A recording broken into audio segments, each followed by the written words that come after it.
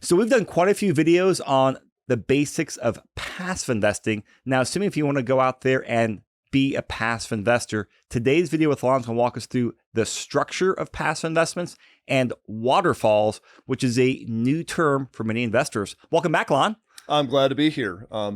We've gone through a lot of sort of the fundamental building blocks in some of our earlier videos. So now I want to tie a couple concepts together. So today we're really going to talk about passive investing in the context of either a syndication or a fund.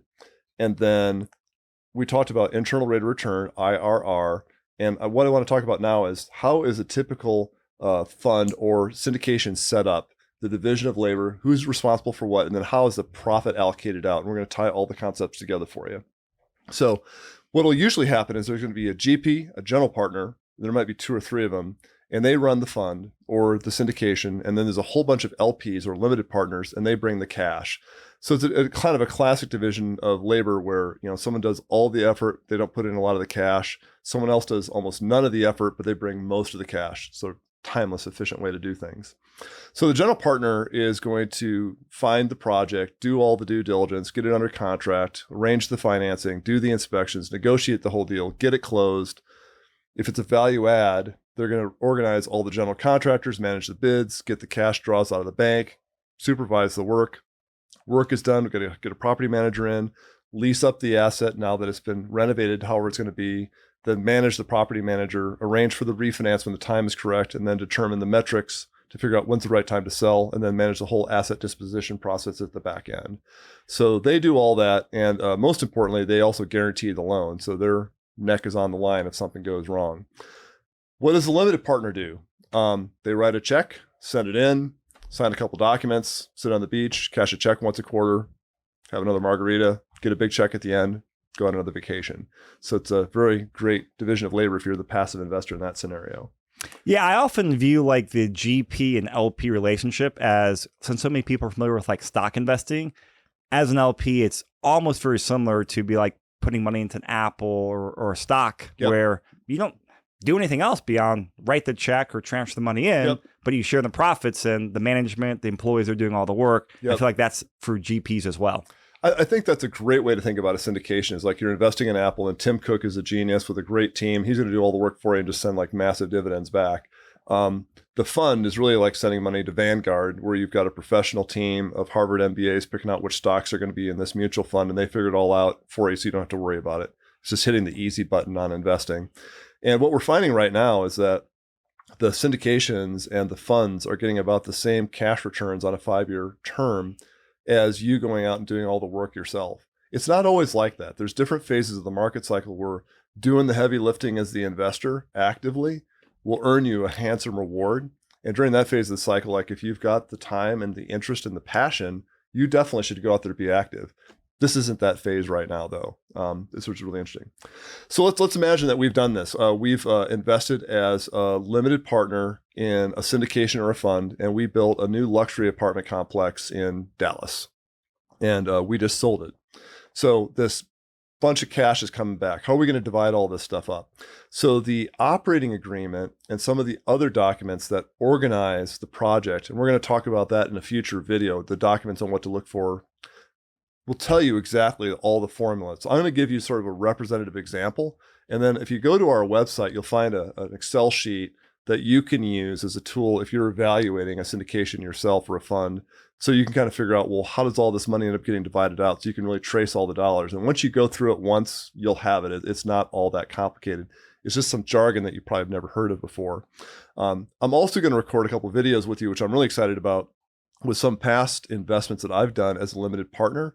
And we'll talk about the whole case study of the project, the logic behind it, the returns that we got, and then we'll trace this cash to give you another way to practice. Because I really feel like it's important that people understand this so they can be a fully educated consumer when they make a choice. So how does the cash get divided out? So there's going to be a couple different elements to it. The first is going to be, there's almost always what's called a pref, or a preferred return, that's given to the limited partners. So on the fund that we'll be launching in July of this year, it'll be a 6% pref. So of the cash that comes out of the project each quarter or each year, the very first cut at it is going to be to the limited partners who provided than most of the capital of about a 6% return. If it's a development project, there'll be zero cash flow in the first year and the second year. You may not have any cash at all till maybe the third year when the building is complete and it's been leased up. Usually, and the fund document will tell you, those are cumulative. So I didn't pay any 6% in year one. I didn't pay 6% in year two. So now in year three, I owe 18% to the limited partners to get them cumulatively caught up to today before the general partner gets $1 out of the project. Sometimes that will compound, so you'll earn interest on your preferred return. Sometimes it's non-compounding. It doesn't really make a whole lot of difference to the calculations. It's a small amount, but make sure it will be explicitly spelled out in your organizational documents. So you want to make sure you ask about that. Usually, but not always, after the limited partners have been trued up cumulatively on their pref, there'll be a catch-up provision for the general partner. So for example, for our fund, it's 1.5%. So LP gets 6, we take 1.5 per year, and that's an 80-20 split. So cumulatively, we've paid out 7.5%. We're 1.5% on 7.5% is a 20% split.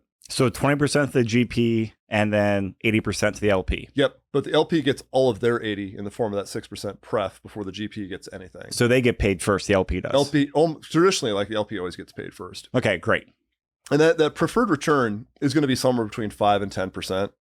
Every once in a blue moon, you'll see something a little higher than that. Every once in a while, you'll see a little lower, but usually like 6 or 7 is where you find it. And the reason for that is if you ask a typical investor, like if you don't invest in this real estate project, what will you do with the money? You almost always hear, I'm going to put it in the stock and bond market. And if you take a traditional blend, like say 70% stock, 30% bonds, over a long time period, you'll make about 6% per year. That's where the preferred historically comes from, is from that. Oh, interesting. Yeah, that's the basis of it. So we had a successful project. We actually made, let's say, 25% return on this thing. So the first 25% per year. So the first 7.5 has been allocated out. Usually what happens now is called a waterfall. So from the 7.5% to 20%, what you'll typically see is an 80-20 split. So 80% of that profit is going to go to the limited partners and 20% is going to go to the general partners. Does that make sense? Yes. And then usually there's like a target. In our case, it's 20%. And then after that, it's going to be a 70-30 split. So 70 to the LP, 30 to the GP. So what we want to do is incent the GP, like if you put in the extra effort to really have a fantastic project, I mean, really manage those contractors hard to get them done on time, on budget, really kick ass with those property managers to get great rents. We have a really high performing project. I want you to get paid more. If we have kind of average results or like below average results as a GP, you're going to disproportionately suffer for poor results.